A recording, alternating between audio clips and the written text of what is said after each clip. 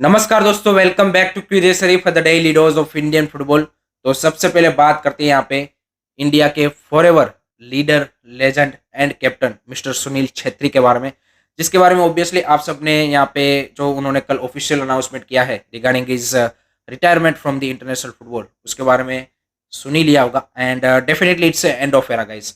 जिस तरह का उनका पिछले 20 सालों में इंडियन फुटबॉल के लिए कंट्रीब्यूशन रहा है, आई थिंक उस सेंस में I think is the biggest icon for Indian football. And definitely it's end of era because आप इंडिया में किसी से भी इंडियन फुटबॉल के बारे में पूछोगे तो डेफिनेटली सुनील छेत्री का नाम जरूर लेगा। And that is you can say की popularity across the country and particularly country like India की, जहाँ पे क्रिकेट इतना ज़्यादा यहाँ पे पॉपुलर है। उसमें आप देखिए there are very few other sport person की जिन्होंने अपना नाम बनाया है एंड उसमें सुनील छेत्री का नाम आता है। तो I think to score a 94 international goals in 150 matches and to be in the same bracket of you can say Lionel Messi and Ronaldo in terms of the you can say international goal score। I think चाहे भले ही आप किसी भी countries के लिए यहाँ पे आपने किए हो, बट 19 साल तक यहाँ पे इस कंसिस्टेंसी के साथ यहाँ पे परफॉर्मेंस देना, I think that is you can say की greatness to be honest. And I think पिछले 5-6 मंथ कैसे भी रहे हो उनके फॉर्म वाइज और जिस तरह से भी हो, but I think overall career I think जिस तरह से बंदे का रहा है, I think he sets benchmark for other upcoming Indian footballers कि आपको ये अचीव करना है और आपको इससे आगे बढ़ना है if you want to be succeed in the football and to be called you can say legend। So definitely it's an end of era and the 6th of June now will be the special day for Indian football fans because already हम सबको पता है कि world cup qualification के round 3 के लिए काफ़ी ज़्यादा इंपॉर्टेंट मैच है।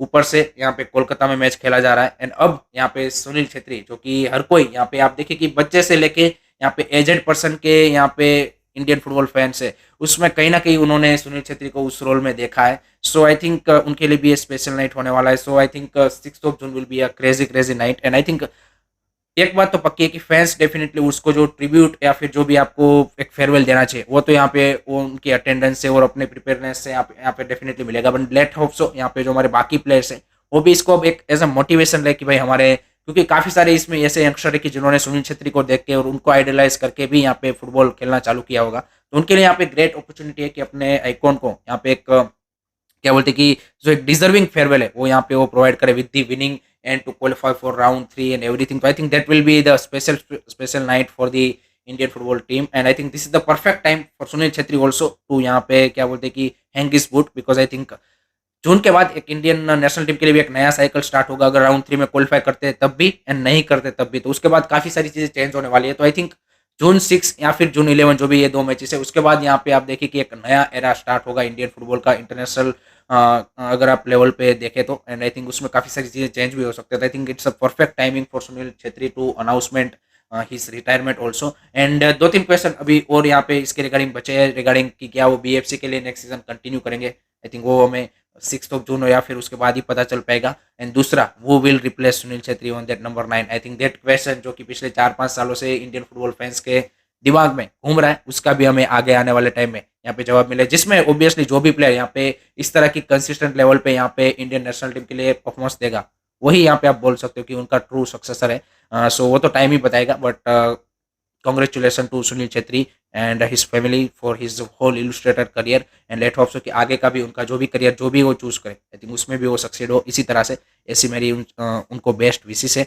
अब बात करते हैं गाइज यहाँ पे हमारी नेशनल टीम के कैंप के बारे में। तो कल से यहाँ पे पूरी जो 32 मेंबर की टीम की ट्रेनिंग है वो स्टार्ट हो चुकी है एंड अब तो एक एक्स्ट्रा मोटिवेशन भी आपको मिल चुका है कि भाई सुनील छेत्री आ चुका है। बट बाकी जो न्यूज़ आ रही है रिगार्डिंग कि यहाँ पे AIFF ने किस तरह की यहाँ पे टीम को क्या बोलते हैं कि फैसिलिटीज दी है, उसमें भाई यहाँ पे फाइनली GPS वेस्ट यहाँ पे टीम को मिल चुका है आफ्टर यू कैन से कि 200 डेज। एंड पिछले 9 मैचेस में एशियन कप, उससे पहले 2 वर्ल्ड कप क्वालिफायर्स के, उसके बाद के 2 वर्ल्ड कप क्वालिफायर्स के, और ये सारे मैचेस में यहाँ पे टीम के पास GPS वेस्ट नहीं थे। बट फाइनली AIFF ने 45 लाख खर्चा करके यहाँ पे फाइनली टीम को वो प्रोवाइड किया है, जो कि एक यहाँ पे एसेंशियल आप बोल सकते हैं कि यहाँ पे इक्विपमेंट है। दूसरा यहाँ पे अब जो sport psychologist and sport analyst है वो यहाँ पे हटा दिया गया है।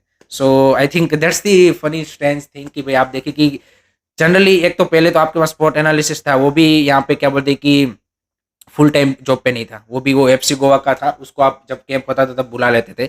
सो दैट शोज कि भाई AIFF भी कितना सीरियस है और कितनी उनकी कौन सी उनकी प्रायोरिटीज है। आप देखिए कि दिस आर दी बेसिक चीज जो आपको यहाँ पे आपकी नेशनल टीम्स को प्रोवाइड करनी चाहिए कि आपको फुल टाइम एनालिसिस होना चाहिए, फुल टाइम स्पोर्ट साइकोलॉजिस्ट होना चाहिए, उसको भी आप अब नहीं दे रहे हो। एंड आप एक्सपेक्ट करो कि टीम, देखिए मैं नहीं बोल रहा कि 100% वही रीजन है कि आपकी टीम का परफॉर्मेंस नहीं आ रहा है, but this are the basic things कि जो आप जीपीएस वेस्ट हो गई और ये सारी चीजें, ये आप देखिए कि कोई भी कंट्री हो यहाँ पे उनकी नेशनल टीम में जनरली रहते ही रहते, but unfortunately is not serious about that and that's how they are managing, simple as that. दूसरी साइड ब्रेंडन फर्नांडिस की जो इंजरी है उसके रिगार्डिंग एक बड़ा अपडेट आ रहा है कि उनका जो इनिशियल स्कैन किया गया था उसमें उतना कुछ ज्यादा सीरियस इंजरी पाया नहीं गया है। सो अब 2 दिन का वो रिहैब करेंगे एंड उसके बाद अगेन उसका यहाँ पे फिर से स्कैन होगा एंड उसके बाद ही वो यहाँ पे फुल्ली फिट डिक्लेयर हो गए एंड देन यहाँ पे गेम के साथ में भी आपको ट्रेनिंग करते हुए दिखेंगे। So let hope so he will be needed in this kind of you can say कि स्पेशल मैच, कि जहाँ पे सुनील छेत्री अपना लास्ट मैच खेल रहे हैं। तो आई थिंक लेट्स होप कि यहाँ पे उसको कोई ज़्यादा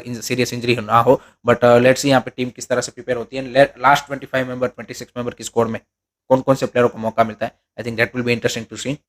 अब बात करते हैं गाइज यहाँ पे एएफएफ ने इंडिया का जो प्रीमियर लाइसेंसिंग क्राइटेरिया है उसका आज रिजल्ट यहाँ पे अनाउंसमेंट कर दिया है, जिसमें भाई आईएसएल क्लब में से एकमात्र क्लब पंजाब एफसी ने इसको यहाँ पे क्या बोलते हैं कि पास किया है। बाकी यहाँ पे 4 ऐसे क्लब है कि जिन्होंने इसको यहाँ पे पास नहीं कर पाए। उसमें है भाई यहाँ पे एक तो हैदराबाद एफसी एज एक्सपेक्टेड, दूसरा यहाँ पे आपका है यहाँ पे जमशेदपुर एफसी, बट 2 और शॉकिंग नाम है, उसमें है Kerala blaster and Odisha FC. जी हाँ गाइस, और बाकी जो बचे आईएसएल के क्लब से एंड न्यू एंट्रेंट मोहम्मद अनसी, वो सारे यहाँ पे उन्होंने पास जरूर किया है बट विथ सैंक्शन। सो ये जो बेसिकली क्राइटेरिया होता है इसमें काफी सारी चीजें देखी जाती है क्लब के रिगार्डिंग, कि किस तरह से क्लब का स्ट्रक्चर है, किस तरह से इंफ्रास्ट्रक्चर है, बाकी भी काफी सारे ऐसे फैक्टर है कि आपके यूथ लेवल पे कितने साइड से उसमें कोचिंग का और मल्टीपल फैक्टर्स होते हैं। और बेसिकली ये एएफसी का ही क्राइटेरिया है जो भी एएफएफ ने यहाँ पे अडॉप्ट कर लिया है, और ये मैंडेटरी होता है अगर आपको आईएसएल खेलना है तो। आईएसएल एंड आई लीग दोनों के लिए आई थिंक ये रखा गया है, बट डेफिनेटली यहाँ पे एग्जाम्पशन मिल जाएगा केरला ब्लास्टर, ओडिशा एफसी और उन सबको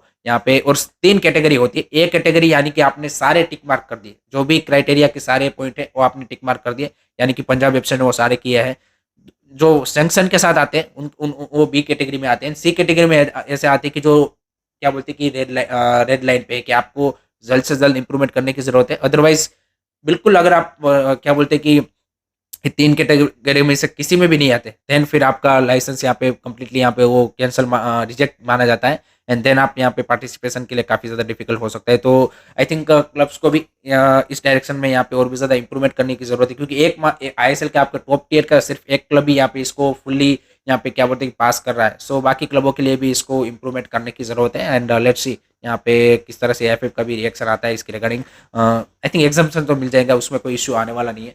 अब बात करते हैं गाइज यहाँ पे एएफसी के बारे में, क्योंकि एएफसी का रिसेंटली यहाँ पे एक्सको का एक यहाँ पे इंपॉर्टेंट मीटिंग हुआ था जो कि एनुअल मीटिंग होता है, उसमें उन्होंने की डिसीजन लिए भाई आगे आने वाले यहाँ पे एएफसी के कंपटीशन के रिगार्डिंग। तो उसमें भाई पहले तो उन्होंने यहाँ पे जो नया क्लब कंपटीशन वो लेके आ रहे हैं यहाँ पे उसका उन्होंने अनाउंसमेंट एंड ट्रॉफी का भी उन्होंने अनाउंसमेंट कर दिया है, जिसमें obviously AFC champions league elite की, जिसमें यहाँ पे 24 क्लब्स यहाँ पे जो एशिया के टॉप 24 क्लब्स है वो पार्टिसिपेट करेंगे। इंडिया एक भी क्लब इसमें यहाँ पे पार्टिसिपेट नहीं कर रहा।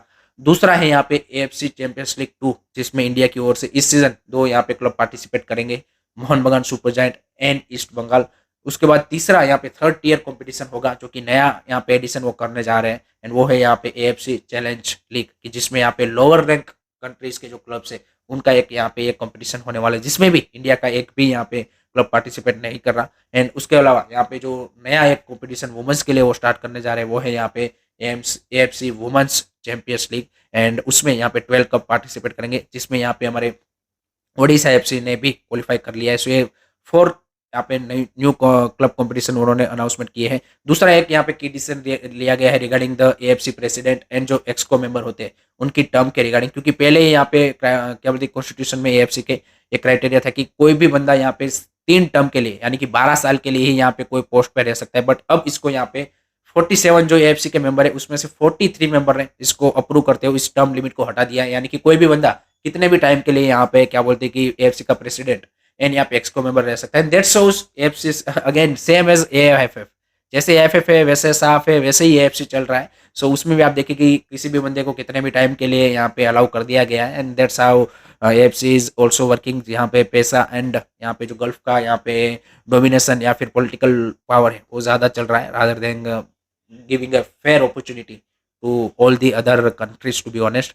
दूसरा एक की डिसीजन उन्होंने लिया है रिगार्डिंग पैलेस्टाइन। जी गाइस, पैलेस्टाइन एफए ने यहाँ पे एट द मोमेंट फीफा में ये यहाँ पे एक रिजोल्यूशन डाला है कि यहाँ पे इसराइल को इंटरनेशनल फुटबॉल से बैन किया जाए, जिसको एएफसी ने सपोर्ट किया है।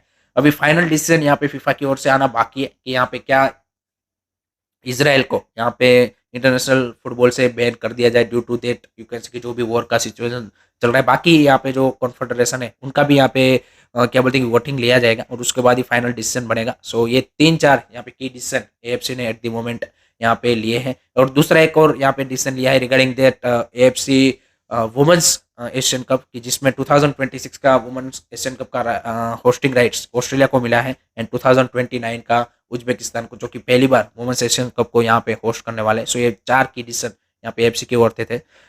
अब बात करते हैं गाइज यहाँ पे जो फीफा अंडर 17 वर्ल्ड कप जो कि नेक्स्ट ईयर से यहाँ पे हर साल होने वाला है, तो 25 टू 29 की जो ये साइकिल है उसमें यहाँ पे उन्होंने भाई एएफसी के लिए यहाँ पे स्लॉट में बढ़ोतरी की है। For men's they have increase from 4 to 9, जी गाइज 9 स्लॉट अब यहाँ पे एशिया को मिल चुके हैं। एंड इसका मतलब है कि इंडिया की अंडर 17 जो टीम है उसके काफी ज्यादा हाई चांस होंगे यहाँ पे नेक्स्ट ईयर से कि वो यहाँ पे आपको फीफा अंडर 17 वर्ल्ड कप में रेगुलरली यहाँ पे ऑन मेरिट यहाँ पे क्वालिफाई करती हुई दिखेगी, क्योंकि 9 स्लॉट यानी कि इंडिया अभी 8 to 10 के बीच में आप हमारी जो अंडर 17 की टीम है वो कहीं ना कहीं रहती है। सो आपका काफी ज्यादा हाई चांस है कि आप क्वालिफाई कर सकते हो। एंड वुमेन्स के लिए भी ये स्लॉट बढ़ा के अब उसको 4 कर दिया है, तो वुमेन्स में 4 स्लॉट मिलेंगे एशिया को एंड यहाँ पे मेंस में 9 स्लॉट, यानी कि सेम एज आप बोल सकते हैं कि जो सीनियर लेवल का है उसी तरह लेवल का है। आई थिंक 2025 to 29 का होस्टिंग राइट में भी कतार को दिया गया है मेंस के लिए। So I think that's also good news. हमारे फाइनली अंडर 17 में हमारे बॉयज को खेलते हुए देखने का मौका मिलेगा।